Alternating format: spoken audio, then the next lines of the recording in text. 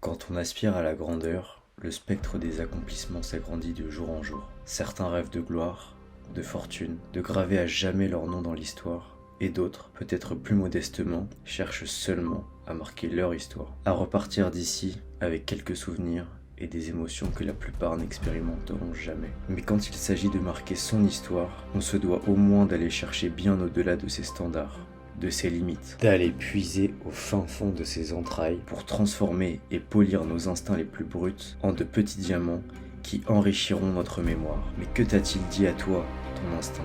Mon instinct à moi, il m'a dit que pour trouver la paix, il fallait que je me fasse la guerre au plus profond de moi-même. Et cette guerre, je l'ai trouvée en tentant de finir mon premier Ironman, la distance mythique en triathlon, de 3800 mètres de nage, 180 km de vélo, le tout terminé par un marathon, 42,2 km de course. J'ai toujours pratiqué des sports, plus ou moins durs et avec plus ou moins de résultats. La musculation en 2021 sans jamais avoir réussi à atteindre un physique convenable. Puis la course à pied fin 2023, avec un marathon en 2024 terminé en 3h30. Mais avec les deux, je n'ai jamais réussi à trouver ce que je cherchais. Alors je suis allé chercher cela sur cette épreuve mythique qu'est l'Ironman.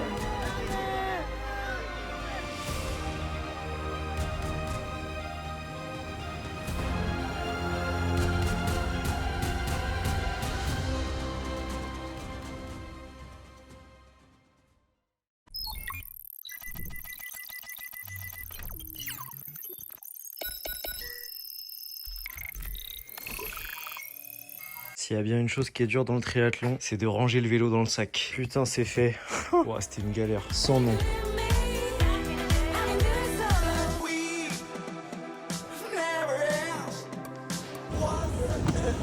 C'est ça la vie de triathlète. Stressé pour son vélo. À l'aéroport. Bah, c'est pas une vie que je veux.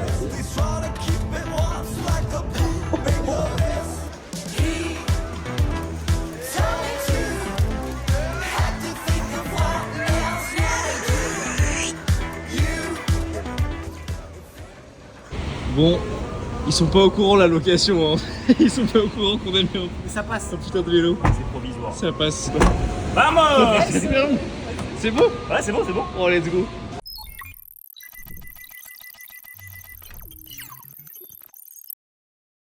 C'est quoi la situation là, Romain? La situation, elle est catastrophique. J'ai oublié mes chaussures de vélo à l'aéroport. Il est à 4 heures de route. Et mes cales, c'est pas des cales conventionnelles. Donc il faut que je rachète des pédales et des chaussures de vélo et des cales.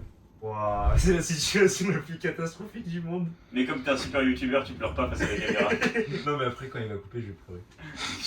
On va courir? J'ai coupé, Romain, Ah, j'ai moi, coupé. je suis Regarde. lent. Ouais, moi aussi. Ok. Bon, on va chercher des nouvelles pédales, que j'ai pas les bonnes cales évidemment. C'est des cales spécifiques, donc faut que j'achète des cales usuelles, enfin des cales normales, celles qu'on a habituellement sur les vélos. Il faut que j'achète des nouvelles chaussures de vélo et des nouvelles pédales, des nouvelles cales. Enfin bon, ça va faire des dépenses en plus, mais comme j'ai dit hier, sans adversité, finalement, l'Ironman c'est trop facile. Donc, on va y aller.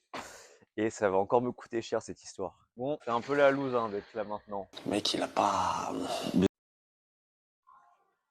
Ah bah voilà, ça coûte cher. Hein. Ouais, ça le fait. Bon bah voilà, maintenant il n'y a plus qu'à réinstaller tout ça. Ensuite on va aller chercher le dossard, le sac, et puis on va aller nager un petit peu. On va aller faire un tout petit peu de vélo pour voilà un petit run d'activation. Là je sens que le stress commence à monter pour demain. C'est du stress mélangé à de l'excitation, c'est vraiment particulier. Mais bon, on va tout donner. On va essayer de se détendre un peu cet après-midi. C'est vraiment une situation de ouf. Hein.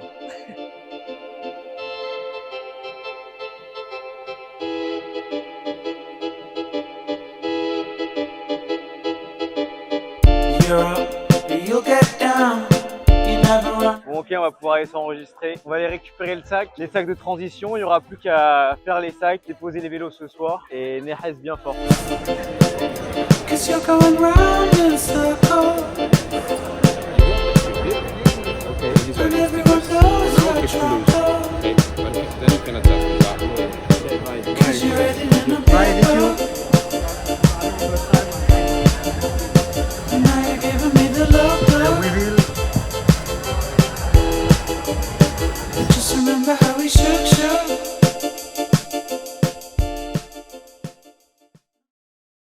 On a préparé les sacs de transition, donc c'est relativement simple. Je vais tourner à 90 grammes de glucides par heure. Il y a quelques glucides qui sont là dans la petite pochette. J'ai 4 gels de 45 grammes, plus évidemment la petite barre Raptor parce que 6 heures de vélo, ça va être long, donc il va falloir trouver un peu de réconfort. Donc une petite barre Raptor pour la moitié du parcours, comme ça me permettra de manger autre chose que des glucides. Pour le sac de transition de vélo, c'est simple. Là j'ai encore quelques gels, je vais mettre sur mon porte-dossard, comme ça j'en aurai pas énormément dans la trifonction. Et le reste, 4 gels que je mets dans la trifonction, j'en mets 2 en rab. Normalement je devrais faire moins de 6 heures. Je les prendrai pour le marathon. Ça part dans le sac de transition natation vélo. Et puis évidemment avec, il y a le casque, les chaussures, les chaussettes. Voilà, donc je serai tout en noir, ça tombe bien, il fait très beau. Donc du coup je vais avoir très chaud, mais bon c'est pas très grave. Et puis une petite serviette pour sécher les pieds après la natation. J'ai vu que la natation c'est en sortant de la mer, donc j'aurai pas mal de sable. Et je déteste avoir du sable dans mes chaussettes. Donc une petite serviette.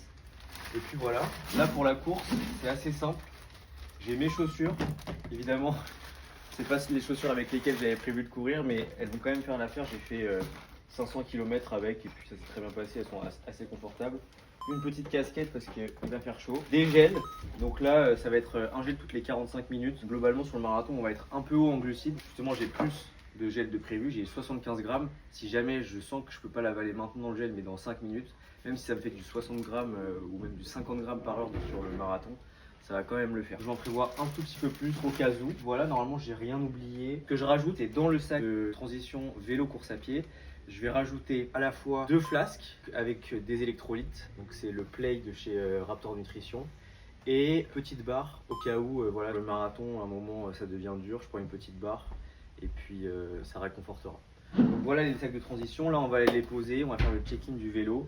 Ensuite, on pourra aller à la mer, se reposer un tout petit peu, nager, voir comment est la mer Adriatique et puis on va être parti. Voilà. Bon, le vélo est posé. J'ai un peu de chance parce que je suis juste à côté de la station où je peux gonfler mes pneus. Là, les pneus, je les ai mis à 2 bars. Les pneus pourront pas exploser. Donc globalement, voilà, j'ai baissé la pression des pneus. J'ai bien mis ma chaîne sur le petit quignon. Comme ça, demain, quand je commence à pédaler, c'est pas tout de suite compliqué. Demain matin, je fixerai à mes pédales mes chaussures pour que je puisse directement monter sur le vélo et qu'il y ait direct les chaussures. Gagner un peu de temps. Et puis voilà, il reste plus qu'à le laisser. À demain, mon petit. À demain. Fais pas n'importe quoi pendant la nuit et puis voilà, gros bisous.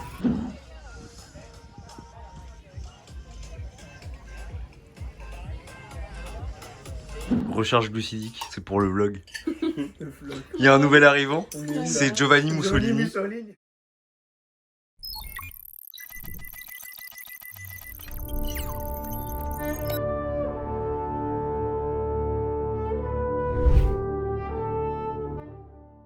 Sur 3800 mètres en natation, 1h15. Là, le vélo, apparemment, c'est une des plus longues transitions du monde. Donc, ça va être long, en fait, les transitions. Et puis, après, le vélo, c'est 180 km. Je pouvais les faire en 6 heures, ce qui ferait 30 km/h de moyenne. Ce serait pas mal. Mais je pense que je peux faire un peu plus. Donc, sous les 6 heures, genre entre 5h45 et 6 heures. Puis le marathon, dans l'idéal, ce serait 1 heure. Dans l'idéal, ce serait 3h45, mais c'est compliqué.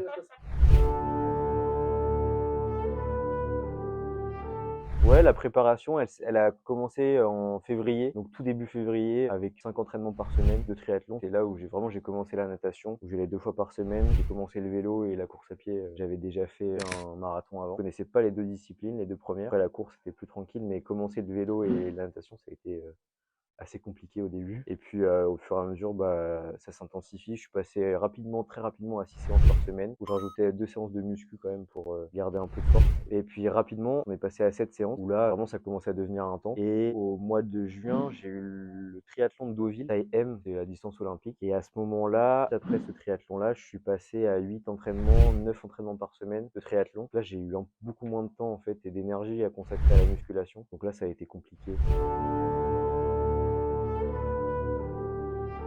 Donc sur le triathlon de Deauville, c'était le premier triathlon que je faisais et j'y allais vraiment, j'y suis allé avec des potes de la fac, c'était vraiment une bonne ambiance. Globalement, c'est des distances qui sont assez accessibles, donc la nage avec un peu d'entraînement, ça vient très rapidement. Le vélo, 40 km, tout le monde peut le faire, même au bout de 2 heures, chacun finit son vélo. Et puis la course à pied, 10 km ça allait. Donc vraiment plutôt un test de savoir quelles étaient les sensations sur un triathlon plutôt que vraiment de faire une performance. Et d'ailleurs la performance elle n'était pas tellement là parce que j'étais un peu déçu de mon temps. En même temps, il faut dire que les transitions, elles étaient très très longues aussi. Mais très bonne expérience. C'est là que je me suis rendu compte que je prenais vraiment beaucoup de plaisir dans cette discipline. Donc ça a continué. Et sur Vichy, sur Vichy, ça a été totalement différent parce que j'y allais vraiment avec un objectif de temps. Donc je voulais faire moins de 5h30 sur le Half Ironman. Et là, j'ai sorti une perf que j'osais même pas imaginer. C'est-à-dire que j'ai fait 5h22 avec un temps sur le vélo du coup, qui était de 30 km/h de moyenne, alors qu'il y avait pas mal de dénivelé. Et le semi-marathon, je le boucle facilement en fait en moins d'1h40, donc qui est une très très bonne performance selon mes standards. Donc j'étais vraiment très surpris et ça m'a donné encore plus envie d'aller chercher une perf demain. En fait, je pense que moi, j'ai eu un vrai problème dans ma carrière de sport, c'est que j'ai jamais atteint l'objectif que je voulais atteindre, c'est genre le physique d'Hercule. J'ai jamais atteint cet objectif-là et je pense que mon souci, ça a été d'occulter par d'autres exploits le fait que j'avais raté mon objectif initial qui était de devenir esthétiquement magnifique. Je pense que après, comme j'ai quasiment été au bout de l'endurance, il y a encore plus, mais en fait, il y aura toujours plus quoi qu'il arrive. Mais c'est un peu la distance mythique Ironman, il n'y a que des gens qui peuvent beaucoup endurer qui font des Ironman. Mais après, il faut vraiment que je réussisse à me reconcentrer sur le fait de développer un physique esthétique tout en ayant toujours cet aspect de l'endurance dans mon entraînement. Donc après, ce serait vraiment me concentrer sur développer un bon physique et savoir bien bouger mon corps dans l'espace. Et puis garder l'endurance. Et je pense qu'après, il y a un monde où je pars faire quelques mois en Thaïlande pour apprendre la boxe thaï. Des difficultés, il y en a eu. Ouais, des galères, il y en a eu surtout au début. Alors, aller nager, c'était toujours une galère. C'est-à-dire que c'était plus du rattrapé-coulé que de la nage. Et surtout le vélo au début, en fait, il y a plein d'équipes. Quand tu te lances dans le vélo, tu te lances dans un monde, surtout dans le vélo de route, tu te lances dans un monde où il y a plein de connaisseurs, mais il n'y a personne qui peut simplifier les choses. Genre, oui, tu as besoin de ça, ça, ça, et puis c'est bon, tu peux aller rouler. Il y a toujours des trucs super pointilleux. Ah oui, ça, c'est des cales particulières, tu vas y gagner 200 grammes et de l'aérodynamisme. Sauf qu'en fait, personne n'a besoin de ça, quoi. Enfin, n'importe quel débutant a juste besoin de savoir comment on va rouler sur n'importe quel vélo. Et puis, pas de savoir comment on gagne un tout petit peu d'aérodynamisme. Donc le fait que ça soit très compliqué dès le début, ça a mystifié un peu le vélo. Et ça a été très compliqué au début de savoir quelle pièce il fallait acheter. Personne n'était vraiment clair sur ce qu'il fallait prendre. Moi, j'ai eu de la chance, j'ai acheté un vélo sur Le Bon Coin, un très bon vélo que j'ai acheté d'occasion, donc c'était pas très cher et puis il était vraiment de bonne facture. Et donc ça a vraiment été des galères, mais c'est pas des galères que j'ai rencontrées. C'est dur, c'est juste parce que je me précipitais dans la préparation. J'ai jamais vraiment été dans le dur, dans le mal hardcore, dans une compétition, dans un entraînement. Parfois, c'était vraiment lourd parce que j'avais mal au ventre quand je courais. Mais en fait, il n'y a pas eu de moments très compliqués et donc il n'y a pas vraiment eu de préparation mentale parce qu'en fait, la progression était tellement linéaire, tu te rends pas compte que tu progresses. Je me suis vraiment pas rendu compte de passer de 6 heures d'entraînement de triathlon par semaine à 17 heures. Même si les semaines de 17 heures, évidemment, ça générait pas mal de fatigue. Enfin, en fait, je pense qu'il y a des gens chez qui vraiment ils ont besoin de ça, ils ont besoin de se conditionner à la performance psychologique, réussir à rester déterminé. En fait, moi, dans n'importe quelle course, je prends juste du plaisir. Donc même quand ça devient dur, en fait, je me dis, mais c'est tellement kiffant que ça soit dur, parce que je vais retenir ce moment-là, et le fait de souffrir, ça va me faire prendre conscience encore plus du bonheur des choses après. Et donc, en fait, à chaque moment de difficulté, je vais réussir à me dire, putain, c'est incroyable que je sois dans la difficulté. Comme ça, après, il y aura forcément un moment où j'irai mieux, où ce sera plus simple, quoi. Donc ça élève mes standards de la difficulté, et c'est trop kiffant. Et puis quand je fais une course, il y a tellement d'effervescence autour avec tous les athlètes qui te poussent généralement que en fait je ressens pas vraiment de grosses difficultés. Après c'est vrai que le max que j'ai fait en entraînement 5h30 où j'étais avec un ami, et le max que j'ai fait en compétition du coup sur le 73 c'était 5h22. Donc là sur 11 heures je sais pas du tout ce que ça va faire, ça va vraiment être l'inconnu. S'il y a une phrase que je dois me répéter demain, ce serait pas une phrase, mais en vrai, c'est vraiment le souvenir que j'ai d'un de mes potes qui m'a vraiment mis dans cette mentalité-là quand j'ai commencé la musculation. C'est Adrien. Il est décédé dans un accident de voiture. Mais en fait, la mentalité qu'il avait à l'époque et qu'il me partageait, parce qu'on se voyait régulièrement vu qu'on allait à la salle ensemble, ça a vraiment été ce qui m'a mis sur la lampe de lancement. Et je pense que penser à cette personne-là, c'est vraiment la meilleure façon de lui rendre qu'il m'a donné, et de puiser en fait en moi une force immense, en fait, colossale. Donc voilà. Donc il reste plus qu'à tout donner demain et à enculer cet Ironman.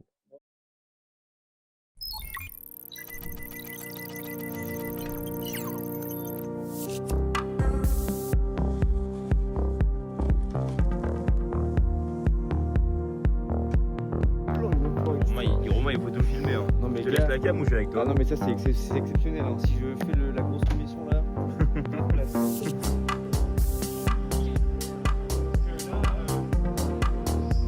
Après la nage, vous pouvez venir me voir pour la transition. Allez, pompe! Hachement 45 minutes. Exactement, départ dans 45 minutes.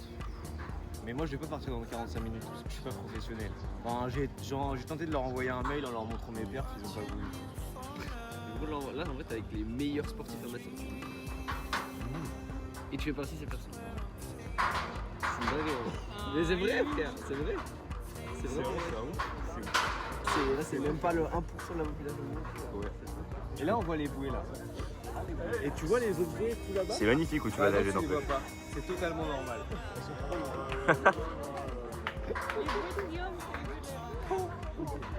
Non mais déjà cette distance là elle est grande, ça me paraît grand déjà. Un bon 5 sur 10. Ok. Ça va en vrai. Et la hâte? Un bon 13 Ah, sur 10. monstre. Je suis content de l'entendre. Et ton envie de m'embrasser là maintenant? Alors, le joueur, je crois qu'il est fait. Oh, c'est qui? C'est Inès. C'est Inès. Donc là, il y a écrit Romain. Romani. Noir, donc tu es, je suis pas trop con. Ok, Presque, parce qu'il parce est que pas encore. un Ironman. Faudra le rayer ça quand on sera à la toute fin et qu'on lui mettra le truc. On mettra comme ça. Pour vous expliquer le contexte, c'était en 1885. En gros, c'est quand il va passer le truc là, la ligne d'arrivée. Ouais. Ils vont dire. La ligne d'arrivée. Non, ça c'est juste des gens qui se baladent sur la plage. Ils vont se dire. C'est normalement la phrase. Il n'y aura pas le presque. Il y aura juste vous êtes un Ironman. Ok. En anglais. Un petit mot d'encouragement pour. Un petit mot d'encouragement pour. Je sens mal le stress. Pour Romain. Ah. Force. On est pas ensemble. Bah là pour le coup on sera pas trop On ensemble. est pas ensemble, On mais. sera pas trop ensemble avec toi. Mais t'inquiète. On pensera à toi des fois. Un petit mot pour Romain. Un petit mot pour Romani. T'as dit 11 heures, frère, fais-le. Romain, un petit mot pour moi. Oh. Ça c'est vraiment très gentil de ta part. Inès, Ariel, un petit mot pour Romani. Forza Romani! Ciao, ciao. Tu vas gruger?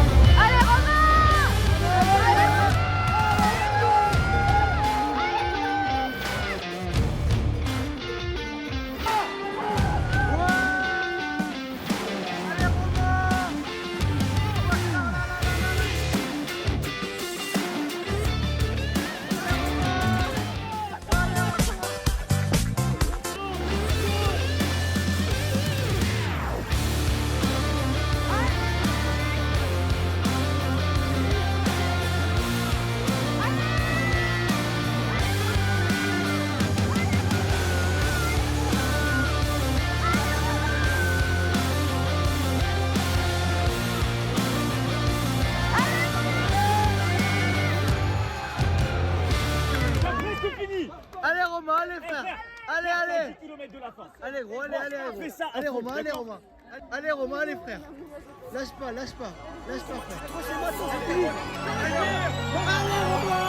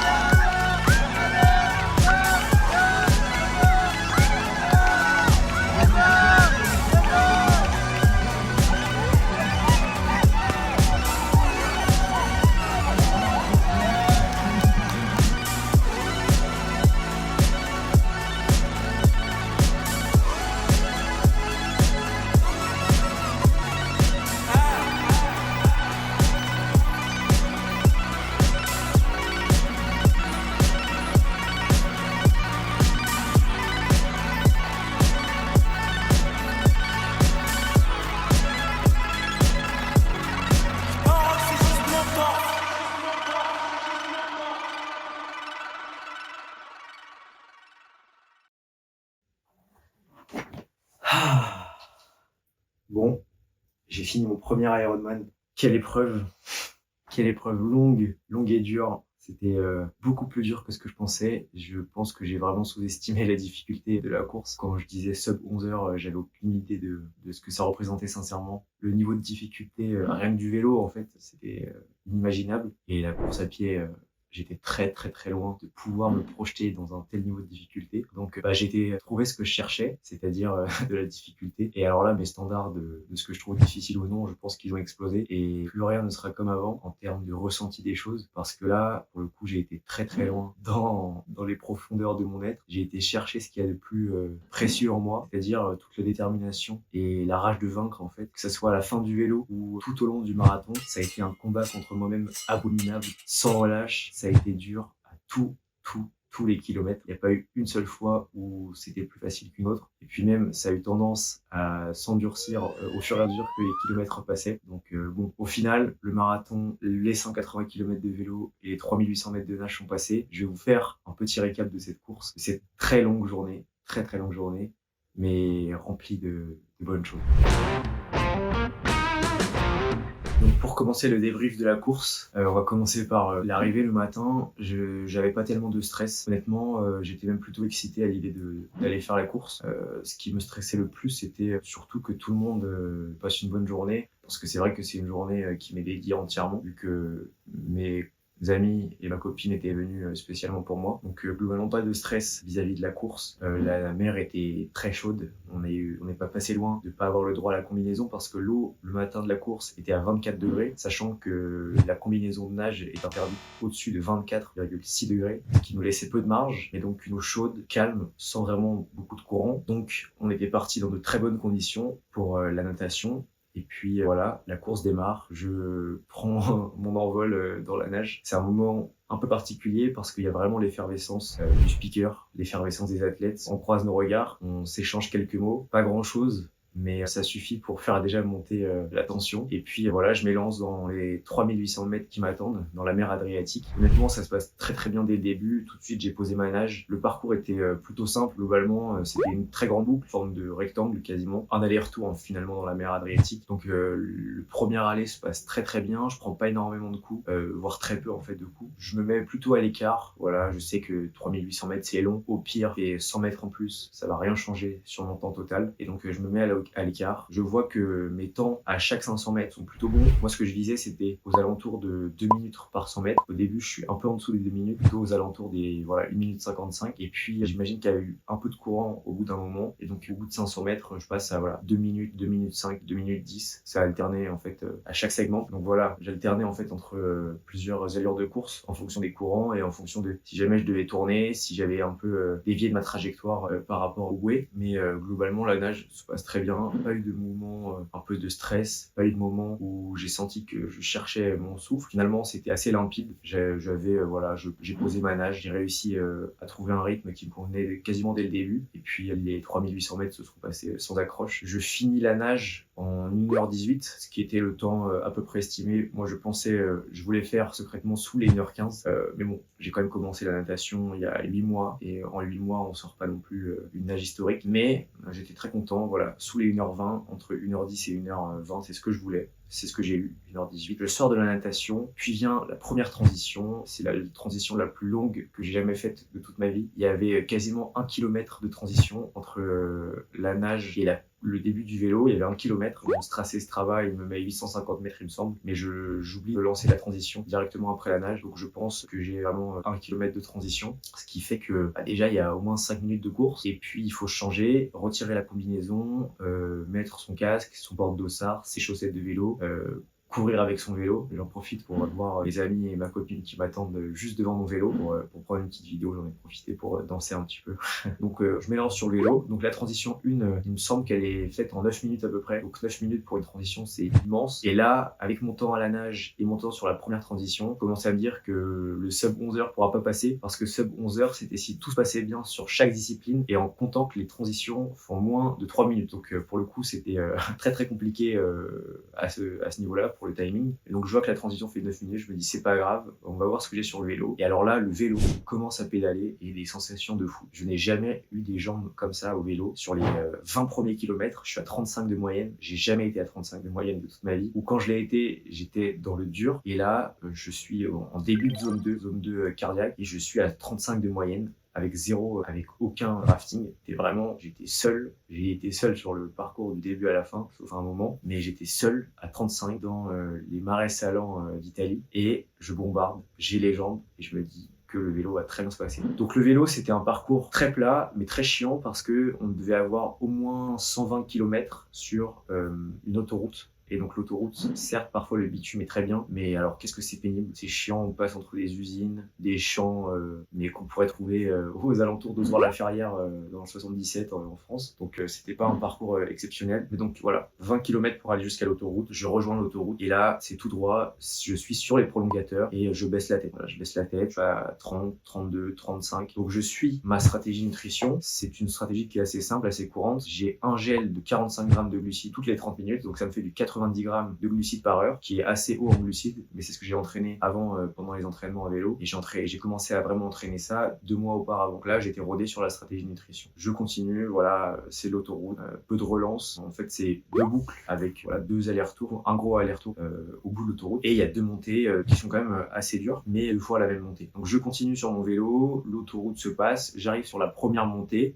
Et là, je fais un bout de chemin avec Paul, que je salue s'il regarde la vidéo, un gendarme à Grasse, qui faisait son premier Ironman, comme moi en fait. Donc première montée, je la fais avec lui, en fait je fais quelques kilomètres avec lui. On a bien dû faire une vingtaine de kilomètres ensemble, mais je sens qu'il en a plus dans les jambes que moi, et je sens qu'il peut plus s'appuyer sur son vélo. Donc je décide de le laisser partir, parce que là ça commence à devenir un peu haut le rythme que j'avais sur le vélo. Je voyais que je commençais à monter à 160 BPM, donc c'est-à-dire moi milieu de zone 3, et je voulais pas dépasser justement le milieu de la zone 3. Donc je me dis, Paul, vas-y, continue, moi je vais à mon rythme. Donc là je commence à ralentir, on passe le 90e kilomètre, et là je me dis, mais ça va le faire, 90 km restants, je les sens bien. J'ai un petit peu mal dans le dos et un petit peu mal au cervical à cause de la position aéro. Quand je suis sur les prolongateurs, j'ai jamais eu une bonne position, j'ai jamais fait de bike fitting, c'est-à-dire j'ai jamais réglé mon vélo à mes mesures en magasin, donc c'était toujours du à peu près. Et puis disons que la position aéro, je l'ai pas énormément entraîné non plus, fait que au bout de 90 km, je le sentais quand même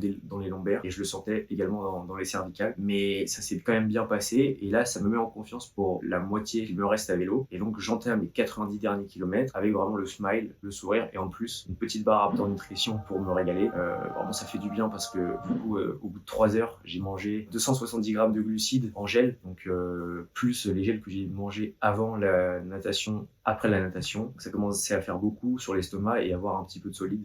C'était vraiment génial. Donc je continue ma route, 90 km, 100 km, 120 km. Au bout du 120e, je commence à sentir une douleur dans mes lombaires et dans mes cervicales qui est très désagréable, parce qu'en fait, je n'ai pas du tout suffisamment entraîné la position aéro sur le long terme. J'ai beaucoup entraîné la position aéro sur home trainer. Il n'y a pas grand chose à voir avec la position aéro sur la route, parce qu'il y a des vibrations qu'il y a sur la route qu'il n'y a pas sur le home trainer. Donc finalement, là, je commence à avoir mal dans les cervicales et mal dans les lombaires. Ce qui fait que je tiens beaucoup moins la position aéro, et le souci, c'est que c'est une route qui est très très droite, et si je perds la position aéro, je perds du temps forcément, parce que j'avance moins vite. Donc je me dis, c'est pas grave, c'est de la performance en moins que je vais prendre, mais moi ça me dérange absolument pas. Je sais que j'ai de l'avance, parce que je dois avoir au moins 10 minutes d'avance sur mon objectif initial, qui est de moins de 6 heures au bout de 90 km. Donc je me dis, au pire je fais 10 minutes de plus sur les 90 derniers, c'est pas grave. Donc 120e, j'ai un peu mal, je prends moins la position aéro. Avant moi, ma position aéro, c'était 30 minutes que je tenais, et puis ensuite je faisais une pause de 10 minutes pour voilà, détendre mon dos et changer un peu de position. Ça permettait en fait tout simplement de diviser mon parcours vélo en plein de petites sections, parce que 6 heures de vélo d'un coup, sans changer de position, c'est très long, alors que si on fait 30 minutes, 10 minutes, et ça plein de fois, ça permet vraiment de diviser en fait son parcours. Donc déjà, ça rendait le parcours moins long, et donc cette fois-ci, au lieu de faire du 30 minutes, 10 minutes, je faisais plutôt du 20 minutes, 15 minutes. 20 minutes en position aéro, 15 minutes en position normale, c'est-à-dire j'étais sur les cocottes. Donc je continue, le 120e kilomètre passe, le 130e il passe, mais là au bout du 135e, c'est à peu près là où on fait la deuxième fois la grosse montée du parcours. Donc je monte la dernière montée, on est au 135e, et en descendant du coup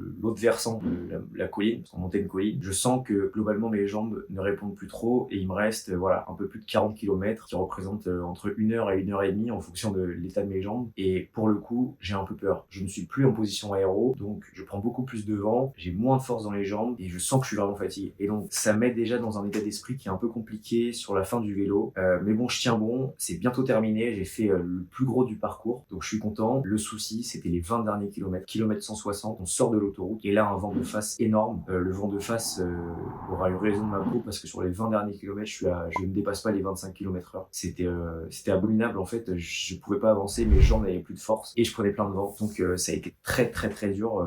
Je pense que voilà, ma moyenne sur les 20 derniers kilomètres, on est aux alentours des 24 km/h, vraiment pas très glorieux, mais je me dis c'est pas grave, le sub 11 heures, de toute façon ça fait longtemps que c'est mort, il faut que tu te concentres sur ta course, profite de l'instant présent. Je finis le vélo, donc là je suis ultra content, en plus juste avant de finir le vélo, je passe devant mes amis et ma copine qui m'encourage, et donc je pose le vélo, je pose un pied au sol, et là c'est la catastrophe. C'est la catastrophe parce que je ressens dans mon dos et dans mes cervicales des douleurs absolument terribles. C'est pas des courbatures, c'est pas des crampes, mais c'est un mélange des deux. On met un peu de courbatures, un peu de crampes, et paf, ça donne ce que dans les lombaires et dans les cervicales. Donc la transition est longue, je me dis que je vais marcher tout le long de la transition pour prendre un tout petit peu de repos parce que là ça va commencer à être compliqué. Donc je marche, je pose mon vélo, je marche jusque à mon sac vélo course à pied, mon sac de transition 2, et là je me pose, et là les amis c'était... Wow. C'était terrible. J'avais les jambes raides comme des pieds. Mes fesses étaient courbaturées, mes ischios étaient au bout du rouleau, mes quadriceps étaient finito pipo et il me restait que les mollets qui, pour le coup, avaient un peu survécu. J'avais pas tellement de douleur dans les mollets, mais tout était raide. Je me pose pour enfiler mes chaussures. C'était la pire erreur que j'ai pu faire de tout l'Ironman, c'était me poser, parce que me poser, j'ai ressenti toutes les douleurs que j'avais pu accumuler sur le vélo et sur la natation. Donc je me pose, j'enfile mes chaussures et là je me dis le marathon va être très long, surtout qu'il faisait 30 degrés à ce moment-là et sous la chaleur, c'est pas là où je suis le plus performant. Donc la grosse appréhension du marathon, mais c'est pas grave, je suis déterminé, je me dis c'est la dernière épreuve. Je me dis à ce moment-là que c'est bientôt fini, même s'il me reste quand même un marathon. Donc voilà, je me lance sur le marathon. Le marathon se décomposait en 4 boucles d'un peu plus de 10 km, donc chaque boucle faisait environ 10 km 3. Je me lance sur la première passe. Mon plan pour le marathon, c'était de courir, voilà, partir très conservateur en 5-20 du kilomètre et voir à la moitié s'il m'en reste ou si je garde l'allure. Ça, c'était idéalement. Le souci, c'est que ça ne s'est pas passé comme ça. La première boucle, tout va bien, 5-20, plutôt 5-25, parce que je me suis dit, par vraiment conservateur, ne t'épuise pas. Donc, j'étais en 5-25, je m'arrête 2 secondes pour marcher au ravito, pour m'asperger d'eau et boire dans les petits gobelets, mais sinon je m'arrête pas, je cours, je trace. La première boucle est terminée, je revois mes amis et ma copine qui m'attendent à la toute fin de la dernière boucle. Le fait de les avoir vus m'a remotivé énormément, mais en fait j'avais enfoui mes émotions tout au long de la course, toutes les émotions qui étaient liées à la difficulté, je les avais enfouies au plus profond de moi-même pour complètement m'occulter la difficulté et juste profiter du moment présent, me dire ok c'est bon, je suis sur un Ironman, c'est le jour où il faut que je performe, je suis là pour ça, j'ai payé, donc je profite. Mais là le fait de les revoir, ça fait remonter à la surface toutes ces émotions, ça a été un peu compliqué là, la deuxième boucle, j'avais au début de la deuxième boucle, j'avais un peu de compression au niveau du thorax, c'est-à-dire que j'ai un peu plus de mal à respirer, mais je continue, je lâche rien, je me dis que voilà, il me reste que 30 km et que les revoir à chaque fin de boucle, en fait ça va me redonner de l'énergie à chaque fois.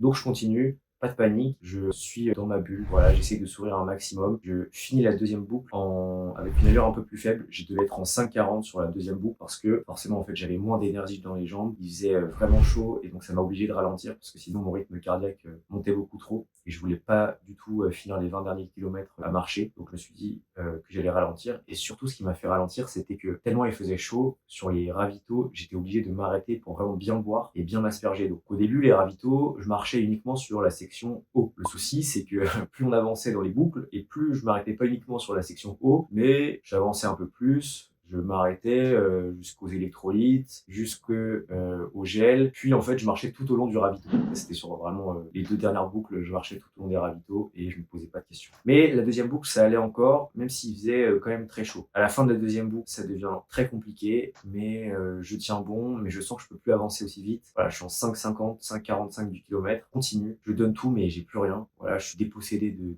toute ma force entre le 20e et le 30e, il me reste plus rien. J'avance mais dans ma tête il y a plus rien quoi, je suis cuit de partout et je me bats contre moi-même pour arriver jusqu'au 30e kilomètre. C'était donc le départ de la 4e boucle. Ce départ-là m'a fait énormément de bien.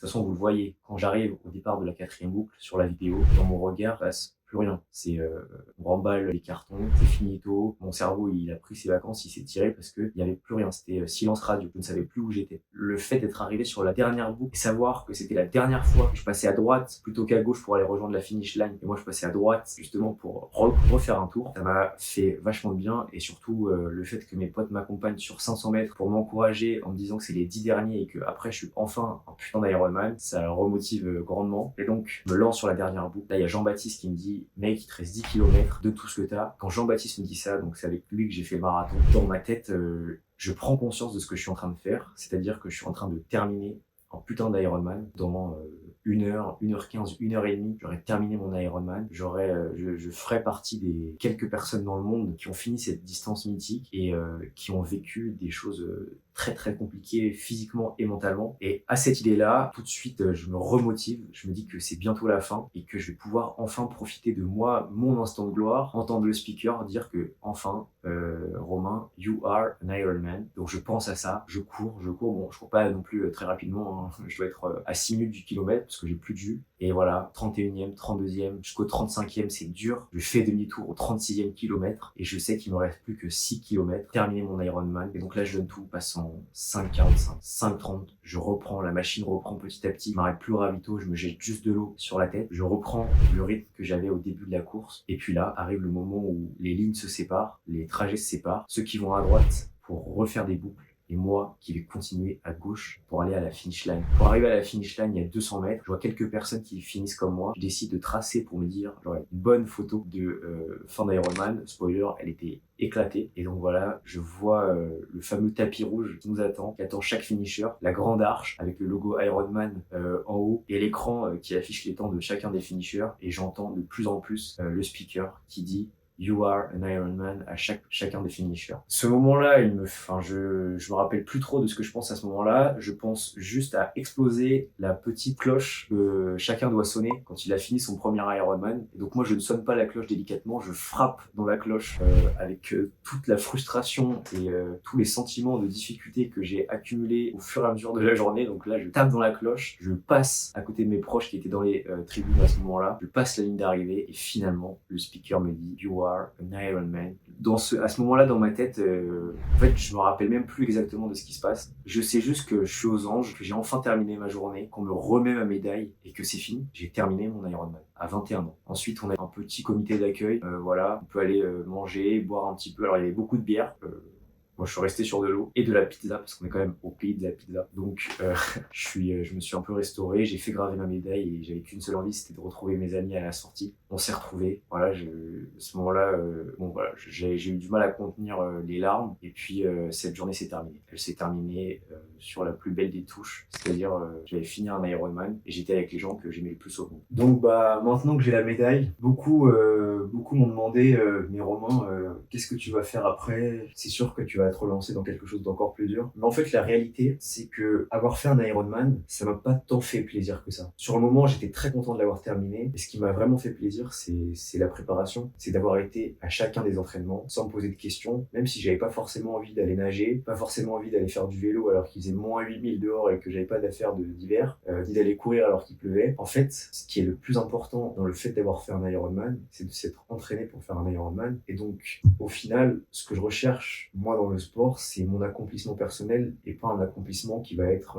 disons, social. Je veux me plaire, me sentir en vie et pour ça, il y a plein d'autres moyens qui demandent peut-être moins d'implication, moins d'efforts, moins d'investissement financier et peut-être que je trouverai aussi beaucoup plus de sens à passer plus de temps avec mes proches, m'investir dans d'autres projets autres que sportifs et donc c'est sûr que je referai des Ironman parce que c'est un partage qui est sans égal, sans équivalent mais jusqu'ici, je vais devoir être un peu plus raisonnable. Voilà, j'ai des études qui me prennent beaucoup de temps, qui sont très demandantes en énergie et j'ai des projets autres à côté. Voilà, j'aimerais bien développer mon physique, savoir bien me mouvoir dans l'espace et passer plus de temps avec ceux que j'aime, me développer autrement que sportivement. Maintenant que j'ai atteint cet objectif-là, on va essayer de se reconcentrer sur l'essentiel, développer de nouvelles compétences et puis voilà, réussir à se satisfaire de choses simples.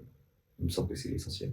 Donc je vous remercie d'avoir suivi ce documentaire, j'espère qu'il vous a plu. Je vais essayer de documenter les prochaines préparations, que ce soit éventuellement ma préparation marathon qui arrive pour 2026, ma préparation physique, peut-être éventuellement un camp en Thaïlande de boxe thaï et tout le reste, éventuellement si des idées me viennent. Et puis voilà, je vous souhaite de vous accomplir dans votre vie, que ce soit personnellement, socialement, scolairement, professionnellement. Trouvez ce qui vous donne le feu intérieur et il me semble que c'est une très bonne façon d'arriver au bonheur rapidement et sainement. À très bientôt.